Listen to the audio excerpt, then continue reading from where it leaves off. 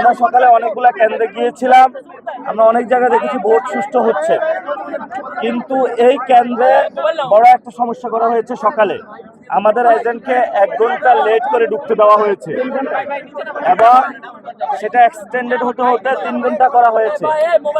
তাহলে আমাদের এজেন্ট ছিল না, ওই 3 ঘন্টা এই কেন্দ্রের ভিতরে কি হয়েছে সেটা আমরা জানতে চাই।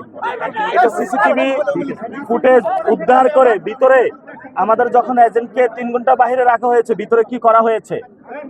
এবং আমি এজেন্টের সাথে কথা বলেছি, উনি যেটা জানিয়েছেন আমাকে যে ওনাকে প্রশাসনের লোক চেকিং করে নাই, চেকিং করেছে দলীয় গুন্ডা সন্ত্রাসীরা, মির্জা আব্বাসের লোক। তাহলে মির্জা আব্বাস মহিলা কলেজে এই যে এজেন্টকে এই ধরনের প্রতিবন্ধকতা সৃষ্টি করা হলো, এটা বাংলাদেশে আসলে গণতন্ত্র না। বিএনপির একজন স্ট্যান্ডিং কমিটির সদস্য হয়ে তার এলাকায় তার নামে কলেজ, যেখানে গণতন্ত্রকে হত্যা করার প্রচেষ্টা চালানো হচ্ছে, এই ধরনের কাজগুলো অগ্রহণযোগ্য বাংলাদেশে 2026 সালে। এবং আমরা শুনতে পাচ্ছি লাঙ্গল আর ধান মিলেমিশে একাকার হয়ে গিয়েছে। লাঙ্গল এখন ধানের পক্ষে কাজ করে, লাঙ্গলের পিছনে আছে আওয়ামী লীগ, আওয়ামী লীগের পিছনে আছে ভারত। বুঝছেন তো খেলা, ভারত লাঙ্গল তারপর আওয়ামী লীগ ধান মিলেমিশে একাকার হয়ে গিয়েছে। এটা আমরা সব জায়গায় গিয়ে এই খোঁজটা পাচ্ছি। আলহামদুলিল্লাহ মানুষের মধ্যে ব্যাপক সাড়া পাচ্ছি।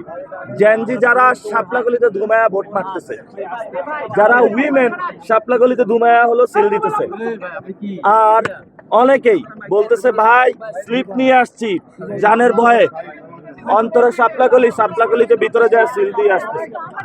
ইনশাল্লাহ ঢাকাতে শাপলাগলির ভূমিধস বিজয় হবে। তবে এই বিজয় নাসিরউদ্দিন পাটোয়ারির না, এই বিজয় শহীদ ওসমান হাদি ভাইয়ের। সকলে আমাকে বলছেন যে আমরা আপনাকে ভোট দিচ্ছি না, আমরা এই ভোটটা শহীদ ওসমান হাদি ভাইকে দিতাম। শহীদ ওসমান হাদি ভাইয়ের ভোটটা আপনাকে দিচ্ছি। আমাদের নেতাকর্মী যারা মানুষকে নির্দেশনা দিয়েছি যে কেউ যদি হামলা করতে আসে আপনারা প্রশাসনকে জানাবে, আপনারা হামলা করতে যাবেন না, কারণ প্রশাসনের মাধ্যমে আমরা সবকিছু দেখব। প্রশাসন যেহেতু দায়িত্ব নিয়েছে, আমাদেরকে গতকালকে সংস্কৃতি বিকাশ কেন্দ্রে আমাদের 13 জনকে আহত করেছে, আমরা পিছনে ব্যাক করেছি। আজকে প্রশাসনের সামনে, প্রশাসনের চোখের সামনে, আর্মির সামনে যদি কাউকে আঘাত করা হয় আমরা পাল্টা আঘাত করব।